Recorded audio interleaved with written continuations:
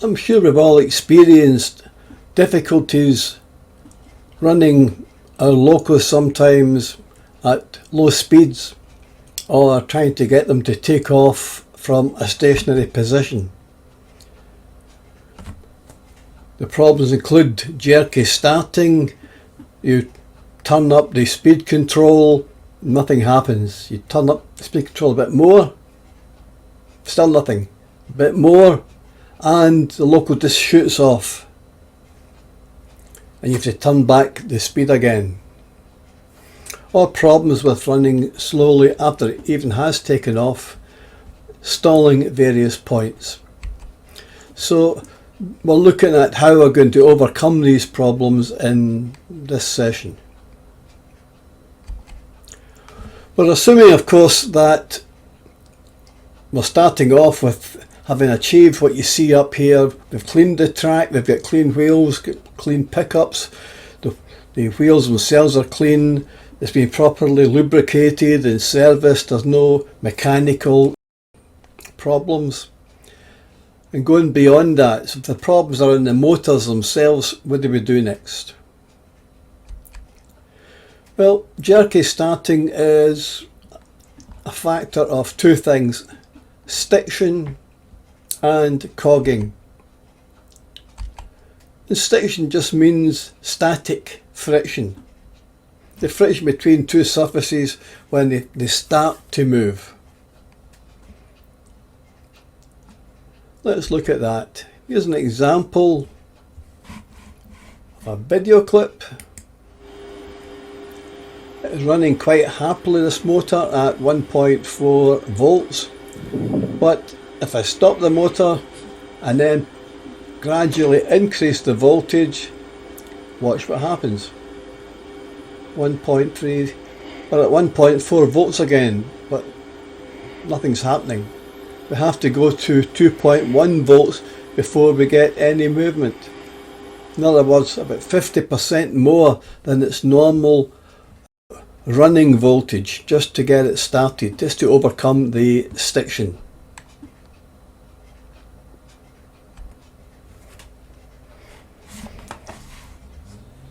Let's look now at cogging. The effect of cogging is to impede the slow rotation of a motor. The construction of the motor core is such that it's a particular shape and sits between the two poles of magnets. That means when the coil is not powered, the core tends to rotate into a preferred position under the effect of the magnetic field. And then when you apply current to the coils, it has to resist that existing attraction that keeps in a preferred position. A problem with old motors, which has now been minimized by what is known as skewing. The rotor, as you can see in this image, has the metal core slotted at an angle. You'll see it fitted inside between the two magnets here. And that means that it breaks down the attraction that keeps it in a preferred position and helps for slow takeoffs.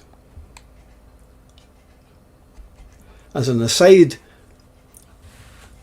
Keith took these two Hornby motors to pieces.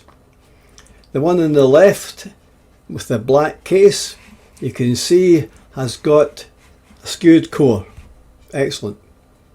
However, the one on the right is a more modern motor in Hornby locos, and yet it's not been skewed. So although Hornby's made great strides in the machining of the bodies for detail and so on, it would appear that they've saved some money by having a poorer quality motor, not as large and not skewed.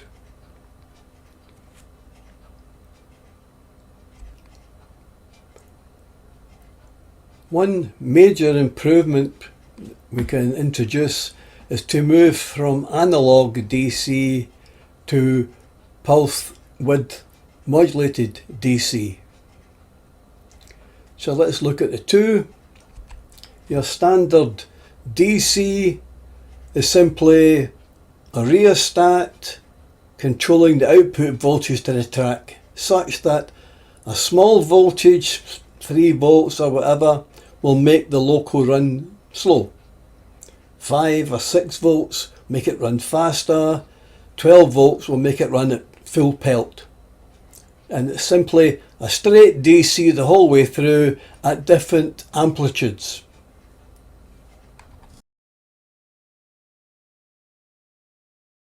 Here's the rheostat from a Hamilton Morgan controller. You can see just what a size it's got. Just using windings with a wiper and changing the resistive value across the wiper to one end. Inefficient, you're using power lost here, voltage drop across the windings to reduce the voltage to the motor. Inefficient, lots of power is wasted as heat on this winding. It's also large in size.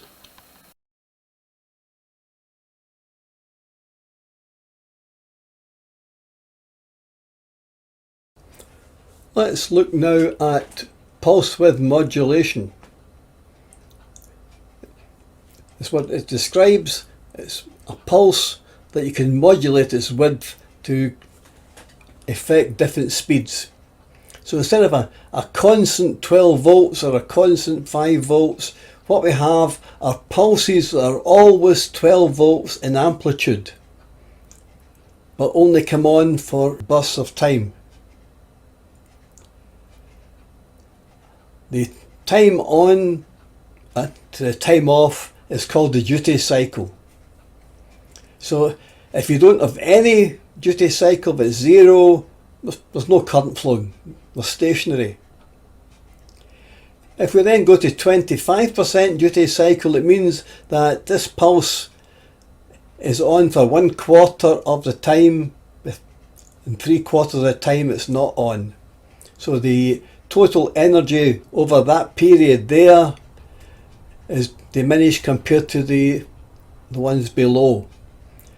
The part you see in pink represents the power that's actually going to the motor during that time. So the voltage is 12 volts, current flows during that time, current switched off during that time, back on, and so on. And the wider the pulse, the more current flows, and therefore the faster the loco goes, until you get to a point 100% duty cycle is just the same as having a straight DC. It never goes off. The benefit of this system compared to analog DC is that those even narrow pulses are still hitting the coil at the full 12 volts. So it gets regular kicks. Those pulses keep giving it regular kicks, and that allows it to take off more smoothly at lower speeds. So pulse width modulation provides benefits both for DC controllers and DCC decoders.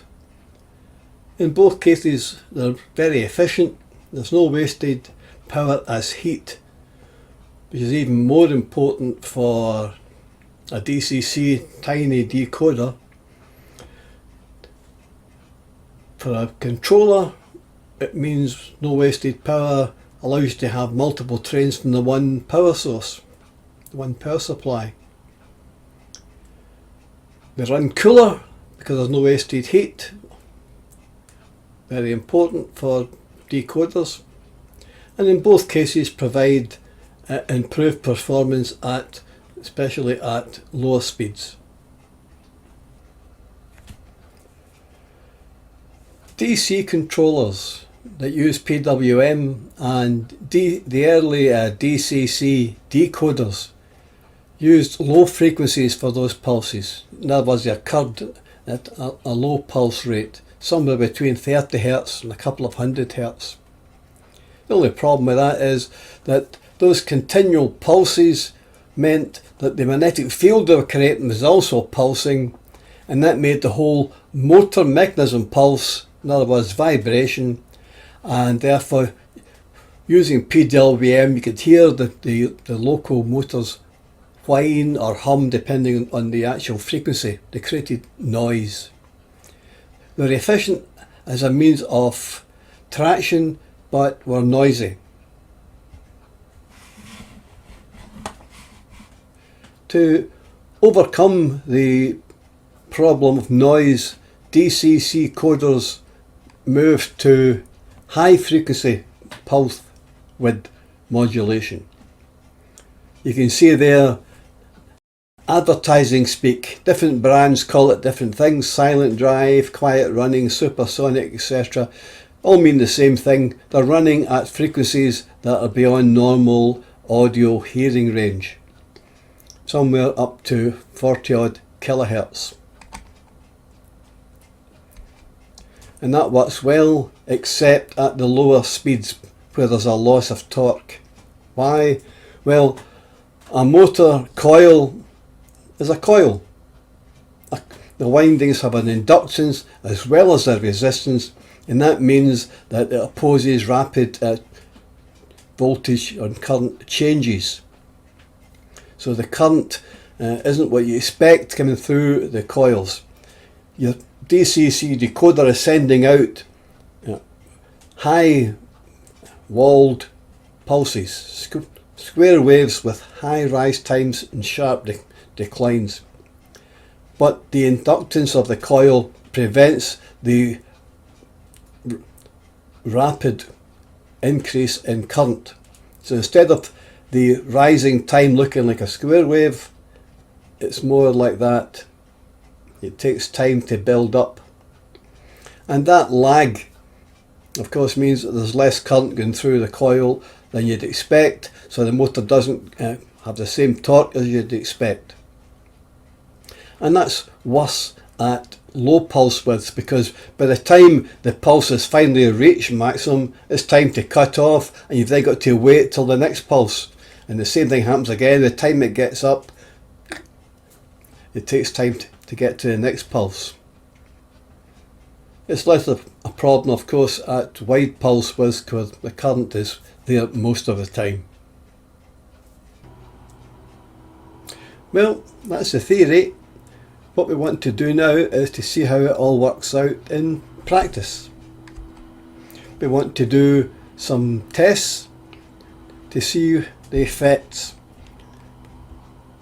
We did some extensive tests on DC, what would be the slowest takeoff, what the pulling power would be, any change of temperature at different frequencies and so on, what would the current be at different levels of pulse width, noise, etc. And of course that applies also to DCC because it's the same motor, but what do the decoders do extra that's different? I thought a starting point might be compiling a chart similar to this. A selection of different pulse width modulation frequencies, and then seeing what duty cycle we would require to get it moving in the first place, what its pulling power might be, what the current would be at that duty cycle, and whether it induced any noise, any audible noise. For that I needed some kind of test equipment, and I came across this on eBay. £2.24. You put in your 12 volts at this end, you take out your pulse width modulated signal at that end. It creates square waves, and you can change the frequency of the square wave by either making it faster or slower. You can change the duty cycle from 0 to 100% with pushing buttons. And I thought that's a good starting point. And if we add on a power transistor, I've then got a tool that can try different frequencies and different duty cycles on different motors.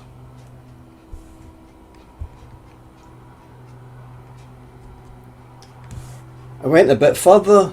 I added on a nano and programmed it such that the nano can talk to this module here where there's a serial connection. So I've got two pots here. I can set the frequency here, I can set the duty cycle here, and it'll then tell it, instead of using these push buttons, I've got control using the knobs of pots. And I've got a range switch here so I can check a high range or a low range of different PWM frequencies. So that was my starting point as my test setup.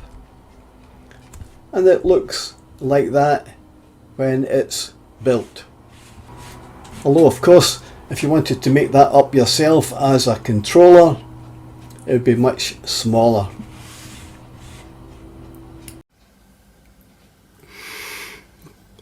Power's coming in here, power to the track coming out here.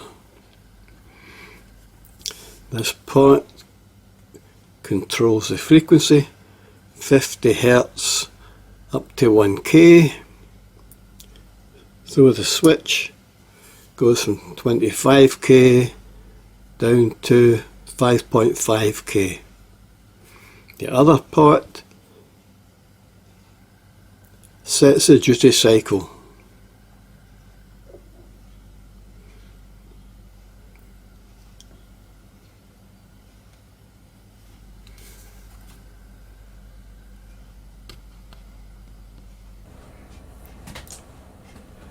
So here's the test setup that I used. You can see the module here. There's a piece of test track here. Power supply that tells me the voltage and the current. Also an able meter to tell me the current, and the RR ammeter, so I can check from various different instruments what the results actually are.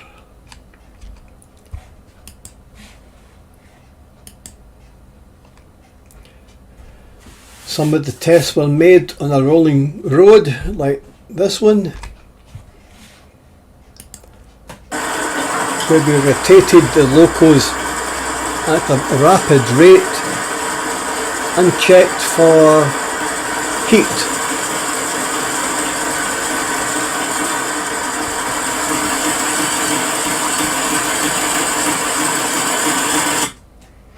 Other times we were just using a loco to push a load to check its torque. In this case it's pushing 10 pounds. That is 10 pounds UK sterling, not 10 pounds weight. In this case with a loco powered tender, where the pickups were coming from the loco's main wheels, so to use couple of leads and just hold them as I went along. And there is the temperature gun that I borrowed from Chick to make the temperature checks. Before we look at my results, just to make the point that this is not an exhaustive test. We're not comparing like with like. The same motor might be in different locos with different gearing, for example, different gear ratios. They may have different valve gear frictions and so on. I'm only able to test what I can get my hands on in terms of locos and DCC decoders.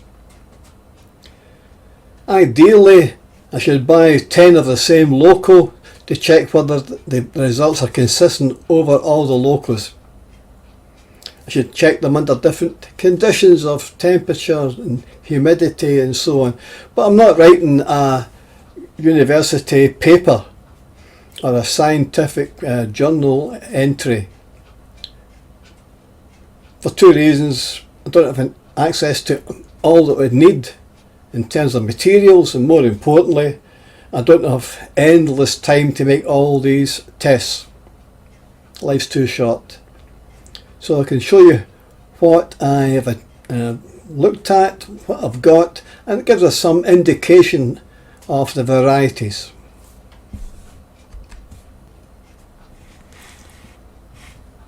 When it comes to denoting the slowest possible takeoff from stationary for each loco, I've used descriptions like creep and crawl and fast crawl and zooming away.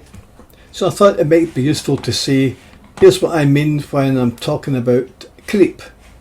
This is a Halling loco. It's a 009, it's a 9mm track, but it's designed for narrow gauge bodies. And let's just see what we can achieve. It looks faster than it is because I've zoomed in on it, but you can see it against the ruler, and from there we can work out. So extrapolating over the distance I've measured, this loco would travel 6 yards in an hour. And at 00 scale speed, that's the same thing as 0.09 miles per hour. So there's creep, kids. The first test then was for the Hornby Caledonian 040 with a 3-pole motor. As you can see, I've used a red arrow to indicate for each test what was the optimum setting. With a setting of 15%, it would happily creep. But as you increase the frequency, the performance continually degraded. It would still come away slowly, but faster than the 70 Hz setting, still pull away, and then when you got to the high frequencies, nothing would happen for any of the lower settings. But when you got to the higher ones, the logo just shot away and drawing high currents. The pulling figures here are in grams.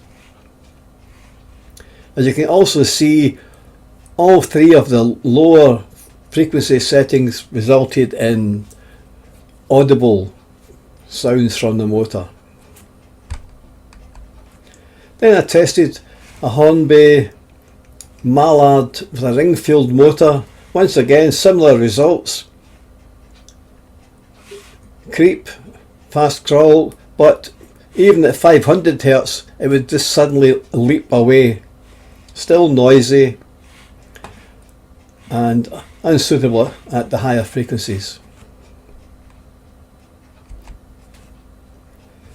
The Flying Scotsman was a ring-filled loco, but the motor had been replaced with a CD motor you can buy from eBay.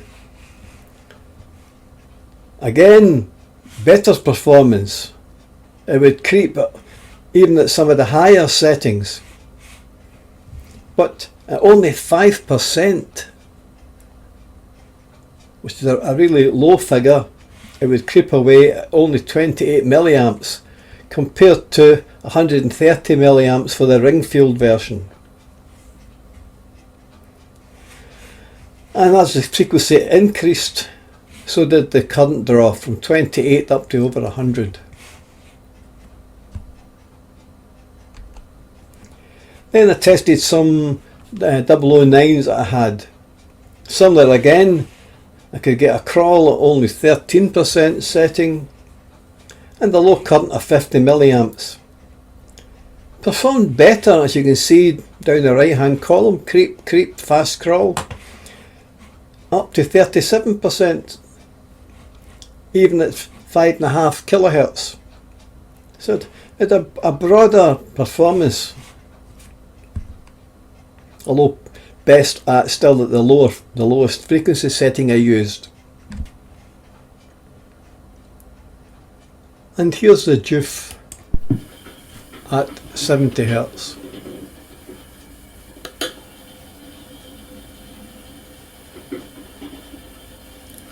Pushing a coach with 100-gram weight, creeping along.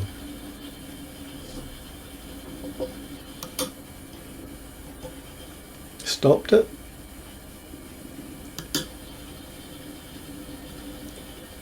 Takes away from stationary with that weight.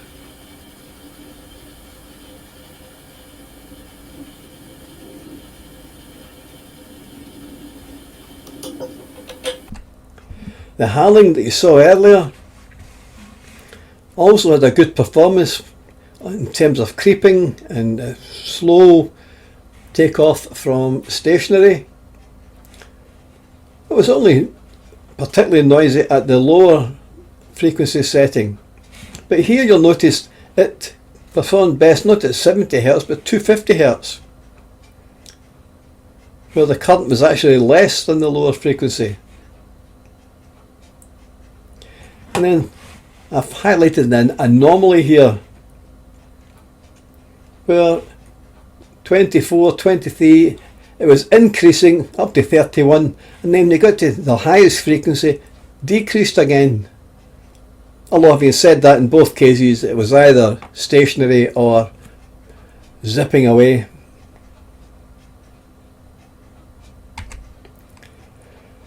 The Flashman 009 worked happily at either 70 or 250 Hz.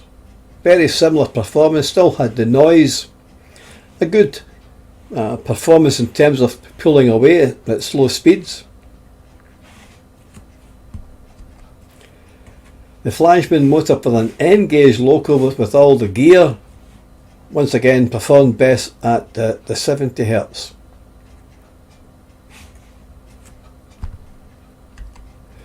The Roco, interesting enough, for 009 would creep away at the lower frequencies, but then pulled away again at 25 kilohertz. It would creep again and had actually a lower current than the 70 Hz, which is interesting. And of course that way we didn't get the noise. So that was an improvement over the lower one. Same current as the 250 but without the noise. And then the very familiar Kato chassis, the Japanese Kato, which we use that chassis in a number of our layouts, very well known. Interestingly, you'll see there it pulled away best at 25 kilohertz, the high frequency. In fact, the current reduced each time the frequency increased. It worked best at 25 kilohertz. No noise and the lowest mark space ratio by far. So we had more control over it, less current. And then I just recently purchased this Kato chassis with a coreless motor, and it performs best at 10 kilohertz and draws only 8 milliamps. No noise, even at the lower frequencies, creeps effectively over the entire range. Takes a low current over the entire range, but it seems to perform best at 10 kilohertz.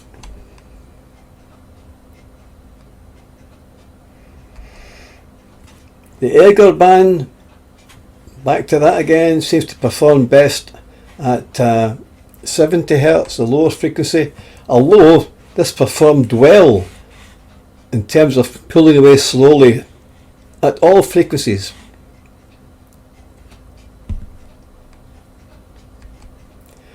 So in summary, there is no one answer. 6 of the locos are tested ran best at 70 Hz. 2 of them worked best at 250 Hz. 1 worked best at 10 kHz. 2 of them worked best at 25 kHz. So there's no standard, it would appear, for what's the best frequency. It depends on which motor you're actually using. If you've got a DC layout and a relatively modern controller, it's probably already a PWM controller. But you may want to be building a secondary one for controlling other operations, other motors on the layout. Or you might want to build one from scratch using the circuit I showed earlier, a little module. Or you could go down the road of this pocket money kit. This was designed as a LED dimmer. Still very, very cheap, as you can see on our national website, and in that instance is used to change the illumination level in a strip of LEDs, so it can handle quite a high current, but can also be used to control a DC motor, as I'll show you.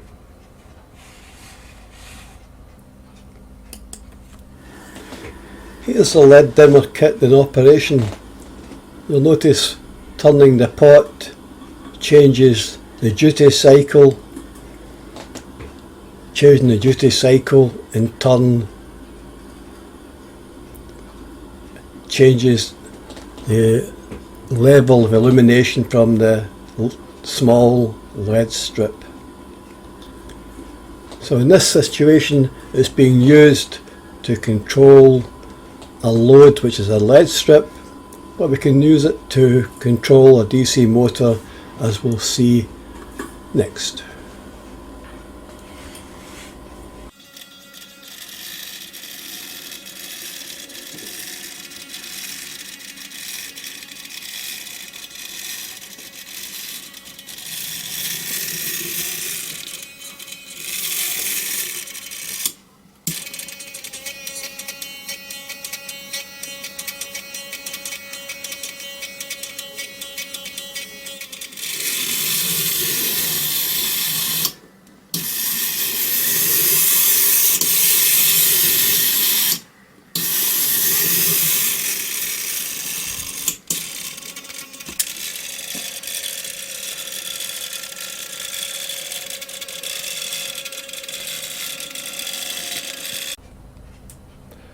Turning now to DCC decoders and how they perform.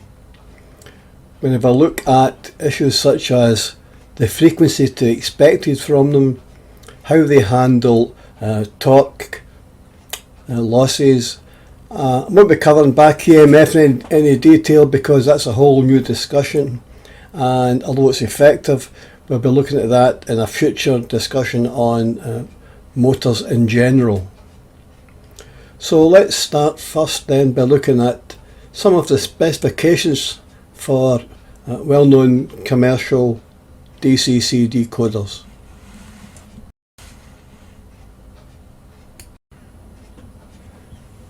This is the Bachmann DCC decoder, and you'll notice under motor configuration you have the choice of setting it to work at low frequencies at only 19 Hz or supersonic beyond the audible hearing range of 23 kHz, and you can take your choice depending on the kind of motors you have. You may want to run at low frequency to get extra torque, especially if your motor has only a low amount of noise emissions. Otherwise you can switch to high frequency working. The Döhler and Haas has got two settings too, to switch between high frequency at 32 kHz or 16 kHz or an unknown value just called low frequency. You'd have to buy one and test it on the scope. Digitrax supports supersonic, as they call it, quiet operation. It can go from 16 kHz to something, again unspecified. So it can go from 16 kHz in steps, 225 steps, down to who knows what, without experimentation.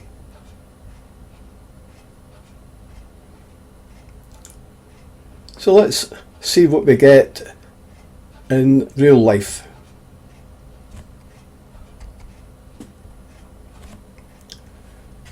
Here's a setup with a chassis on a rolling road, run from a DCC controller, and we're looking at through the scope, not the DCC signal, we're looking at what's coming out of the DCC decoder rather than what's getting into it.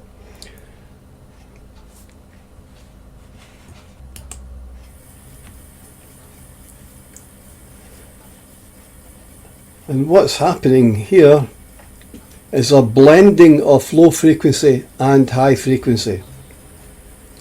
So the 20 kilohertz or whatever the supersonic frequency is what you're seeing in those bursts along here, but interspersed with it are breaks at low frequency. And that gives us the best of both worlds. We get the extra torque from the low frequency, but most of the time it's silent operation at the high frequency.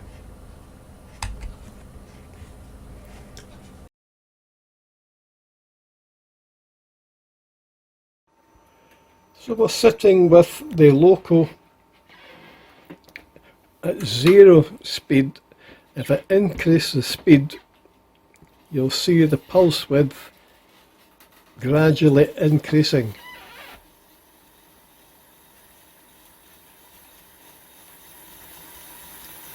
And the loco goes faster.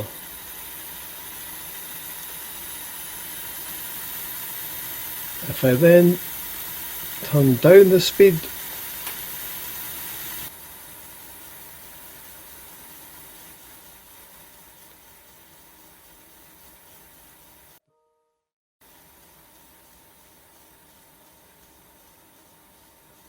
the pulse width is getting narrower and narrower.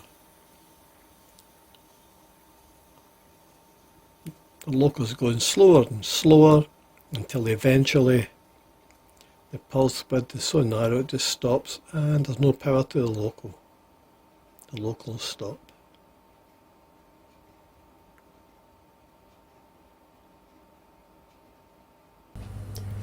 And finally, I want to look at some methods of torque compensation at the lower speeds. I'm looking at dither, kickstart.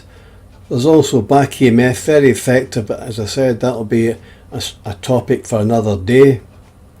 Depending on the DCC decoder, some will allow you to have dither and kickstart, some will allow dither and back EMF, some will have kickstart and back EMF, various combinations, some allow them all.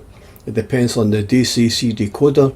You'd have to look at the specification of the one you have. So we will look at each of these, the dither and the kickstart, and see what they can do for us.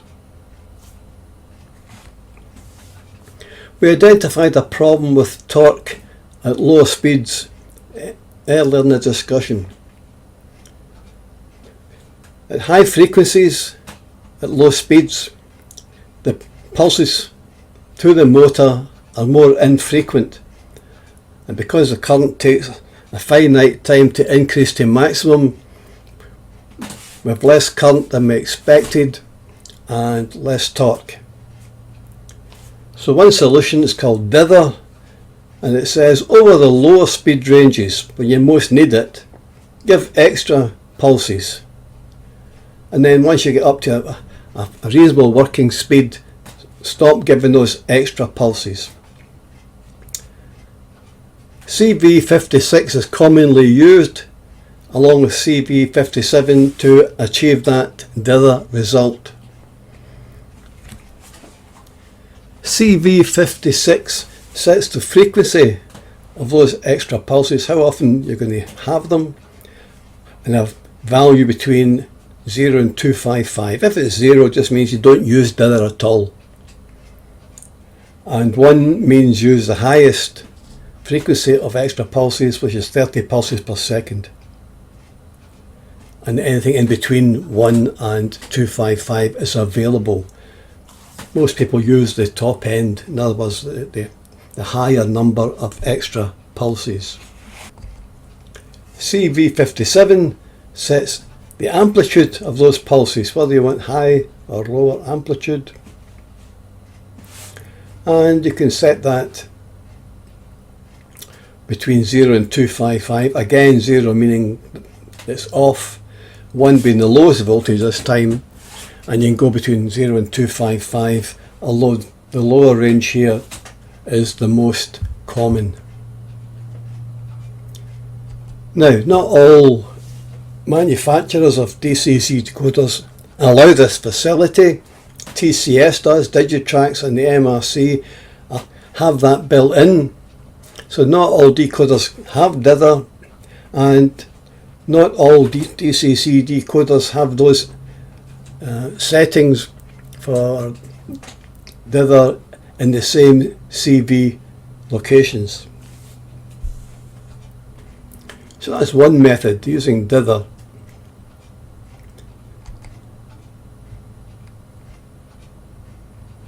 There's the TCS setup information you get along with a decoder, and they advise settings for the frequency and the voltage, and some helpful information along with it.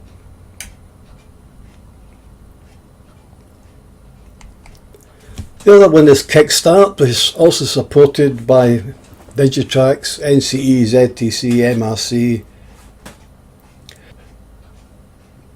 It works with CV65, and when set, provides extra pulses between stationary moving up to step 1, and then drops out after that. As you can see, our demonstration layout for WASAG uses it for back and forth. We're not using DCC, but we use that method of extra pulses using a nano to control the motor speed. And that works well and overcomes some stiction, gives the extra pulses, and then remove them once the motor's going well.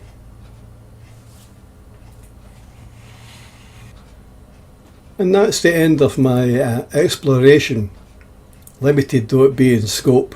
I think it's still indicative of what to expect.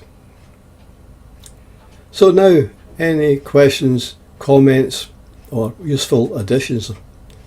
I'm sure there's lots of experience out there.